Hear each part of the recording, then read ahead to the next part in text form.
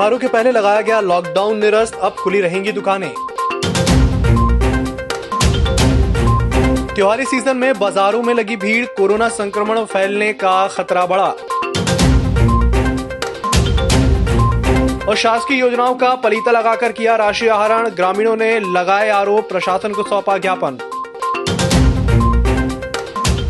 नमस्कार, बालाघाट लाइव के इस बुलेटिन में आपका स्वागत है। मैं हूं आपके साथ आकाश।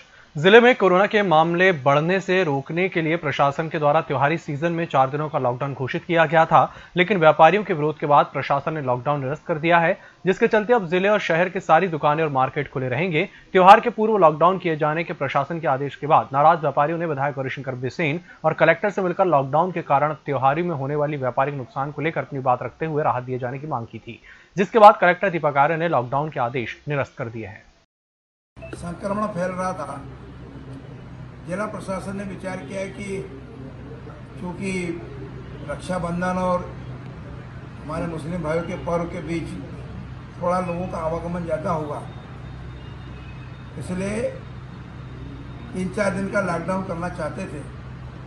तो उन्होंने इस तरह का निर्णय भी लिया था, लेकिन हमारे छोटे व्यापारी, बड़े व्यापारी, फुटकर व्यापारी, यहाँ तक कि हाट ठेले में जो अपना वस्तुएं बेचते हैं, उन सब लोगों की तरफ से एक बात आई कि हमारा छोटा सा धंधा 1-2 दिन का रक्षाबंधन का होता है, यदि ऐसा हुआ तो हमारा बिजनेस भी प्रभावित होगा और हम कहीं के नहीं रहेंगे।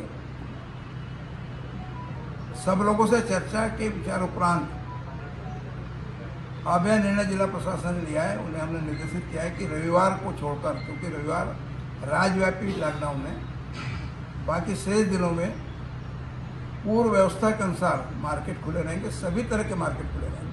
अब 8 बजे जो बंद होता है मार्केट रात्रि में, क्या वो जो निर्धारित समय है बंद होने का, उसी निर्धारित समय पे बंद होगा।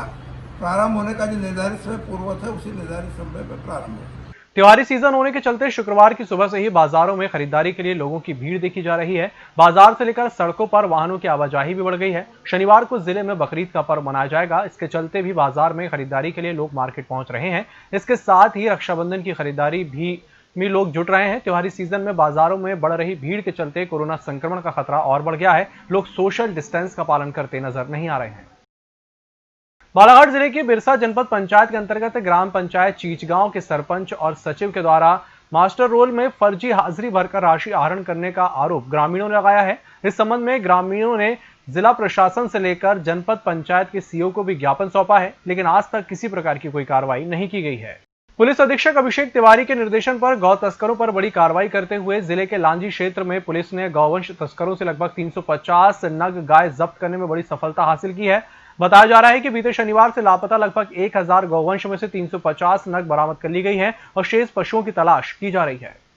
शासन के समस्त विभाग के कर्मचारियों की समस्याओं के निराकरण की मांग को लेकर शुक्रवार को मध्य प्रदेश कर्मचारी कांग्रेस के द्वारा जिला प्रशासन को ज्ञापन सौंपा गया। ज्ञापन में उल्लेखित कर बताया गया कि विगत 5 दिन पूर्व वित्त विभाग द्वारा प्रदेश के कर्मचारियों के वार्षिक वेतन वृद्धि की काल्पनिक मानकर निर्धारण करने संबंधी आदेश जारी किए गए हैं, जिससे जिले के नहीं पूरे प्रदेश के कर्मचारियों का मनोबल टूट गया है। फिलहाल बुलेटिन वक्त चला एक छोटे से ब्रेक का, जल्द हाजिर होंगे। नागपुर की सुविधाएं अब छिंदवाड़ा में, शहर के सबसे आधुनिक dental clinic dedicated implant facility के साथ। Chaturvedi dental clinic, doctor Rahul Chaturvedi, MDS, fix दांत एवं बत्तीसी लगाने के स्पेशलिस्ट। क्लिनिक में उपलब्ध सुविधाएं: दांतों की सड़न का इलाज, लैमिनेट द्वारा दांतों का सौंदर्यीकरण, आड़े टेढ़े दांतों को ठीक करना, स्माइल डिजाइनिंग, फिक्स बत्तीसी, dental implant, cast partial denture, root canal treatment, fix cap एवं ब्रिज, निकल लेन लगाने वाली बत्तीसी। समय सुबह 11 बजे से रात्रि 9 बजे तक, सोमवार से रविवार। स्थान पोला ग्राउंड, पांडे नर्सिंग होम के सामने, छिंदवाड़ा।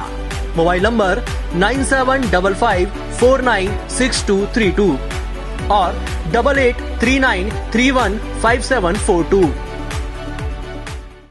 हर घूंट सेहत से भरपूर, without sugar, without caffeine and with natural tea colour. Ayur Amrit herbal tea अपनाइए, जो हृदय के लिए रामबाण औषधि है। अब टी नहीं, सिर्फ आयुर अमृत हर्बल टी। ब्रेक के बाद एक बार फिर से आपका स्वागत है और बढ़ते हैं अगली खबर की ओर। शिक्षा को आधुनिकता से जोड़कर विद्यालय में आधुनिक उपकरण स्थापित कर अध्ययन करने वाले छात्रों को अधिक प्रभावी और कौशलपूर्ण शिक्षा देने का प्रयास लगातार सरकारों द्वारा किया जा रहा है।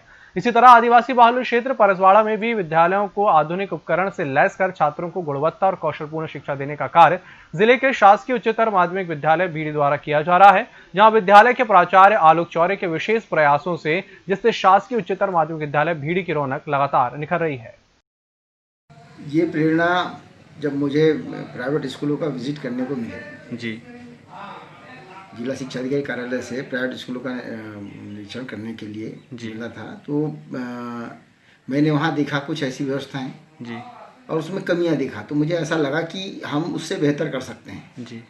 और बेहतर करने के उद्देश्य से हमने ये काम किया है कि हम अपने स्कूल में एक अच्छा LED प्रोजेक्टर लगा सकते हैं, स्मार्ट TV लगा सकते हैं, हम PA सिस्टम लगा सकते हैं, हम CCTV से लैस कर सकते हैं, कंप्यूटर संसाधन लगा सकते हैं, बच्चों के बैठने की उत्तम व्यवस्था कर सकते हैं। अगर हमारे अंदर साहस और क्षमता है तो हम उसके माध्यम से अपने विद्यालय को सजा सकते हैं, संवार सकते हैं। और वही कारण है कि हमने अपने विद्यालय में जितनी जो सुविधा हो सकती है न्यूनतम साधनों में अधिकतम सुविधा, उसको हमने किया है। सर, छात्र कैसे रुचि ले रहे हैं इसमें? देखिए, यहाँ छात्र जो है वो बेचारे ग्रामीण परिवेश के बच्चे हैं जी, आर्थिक रूप से कमज़ोर क्षेत्र के बच्चे हैं जी, अध्ययन करने आते हैं, उनको बहुत कुछ यहाँ से समझाना पड़ता है, बहुत मदद करनी पड़ती है, किताबों की मदद करनी पड़ती है। जो बेचारे असहाय होते हैं, जो शुल्क देने में उनकी शुल्क भी माफ़ करते हैं, यानी जितनी मदद हो सकती है विद्यालय से और मुझसे मैं अपने स्तर से करता हूँ, ताकि कोई भी बच्चा शिक्षा से वंचित न हो, साधन के अभाव में बच्चा परेशान न हो। तो मेरा यही प्रयास रहता है। और इस वर्ष भी इस विद्यालय की जो बालिका है जिन्होंने बजर बिरसा परसवाड़ा तीनों को टॉप किया है जी, कुमार रवीना पढ़ते जिन्होंने 97.5% अंक लेकर के ये गौरव हासिल किया है, उस बालिका को मैं 2 वर्ष तक कक्षा 11वीं और कक्षा 12वीं में निःशुल्क शिक्षा दूंगा। और जो भी कमी होगी, जो किताबें कापियाँ जो भी उसको जरूरत होगी, उनकी सबकी पूर्ति करूंगा। कोविड संक्रमण को देखते हुए इस वर्ष अंतर्राष्ट्रीय कराटे काता चैंपियनशिप का आयोजन संपन्न किया गया, जिसमें जापान, ईरान, बांग्लादेश, नेपाल और भारत ने हिस्सा लिया। इस प्रतियोगिता में बालाघाट के 6 खिलाड़ियों ने ऑनलाइन हिस्सा लिया, जिसमें ऑनलाइन काता चैंपियनशिप में कुमारी माया पुष्पलता ठाकरे ने कांस्य पदक हासिल किया और कराटे प्रशिक्षक संतोष पारदी ने रजत पदक प्राप्त किया।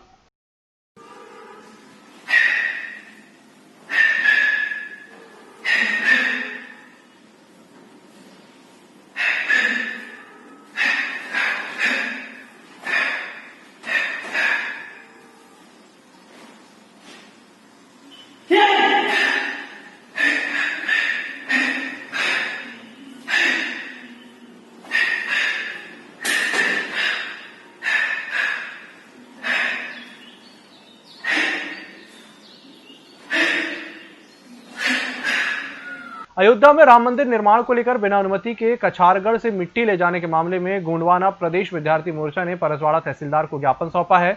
बताया जा रहा है कि देश के आदिवासियों के धार्मिक स्थल धन्यगांव कछारगढ़, जो कि दाईकली, कंकाली गुफा, पहाड़ी पारी, कुपार लिंगों का पवित्र स्थान है और एशिया का सबसे बड़ी गुफा मानी जाती है।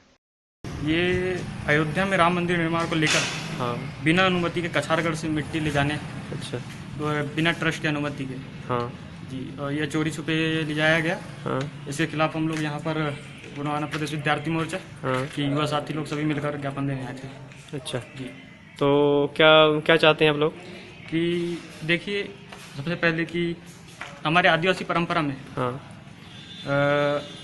हमारे देवी देवताओं का जो अलग है जगह जो है, उस जगह में हम बकरा आदि सब पूछते हैं और वहाँ की मिट्टी अयोध्या जाएगी राम मंदिर, तो हमारा मानना है कि यह दूषित एक प्रकार से प्रभाव पड़ेगा। और सबसे मुख्य कारण यह है कि मिट्टी बिना पूछे ट्रस्ट से ली जाएगी। आज यहाँ गोंडवाना प्रदेश विद्यार्थी मोर्चा के कुछ लोगों के द्वारा हम ज्ञापन दिया गया है कि उनके द्वारा बताया गया कि कछारगढ़ की मिट्टी का परिवहन कर राम मंदिर के निर्माण में उपयोग किया जा रहा है, जिसके संबंध में उनको आपत्ति है। उन्होंने बताया कि बिना किसी अनुमति के ट्रस्ट से तो उस मिट्टी का परिवहन किया जा रहा है। तो संबंधित ज्ञापन प्राप्त हुआ है, उसको ज्ञापन को अग्रिम कार्रवाई हेतु मतलब सक्षम अधिकारी को पेश किया जाएगा। लांजी तहसील अंतर्गत ग्राम कारंजा में स्थित बैंक ऑफ महाराष्ट्र में सरेआम उड़ रही सोशल डिस्टेंसिंग की धज्जियां हैं। बैंक के सामने उपभोक्ता बिना मास्क और बिना सोशल डिस्टेंसिंग नजर आए। वहीं बैंक प्रबंधन द्वारा भी लापरवाही सामने आई और बैंक के भीतर भी कैशियर को छोड़कर बाकी सभी कर्मचारी बिना मास्क के नजर आए। आपने मास्क नहीं पहना हुआ है जी?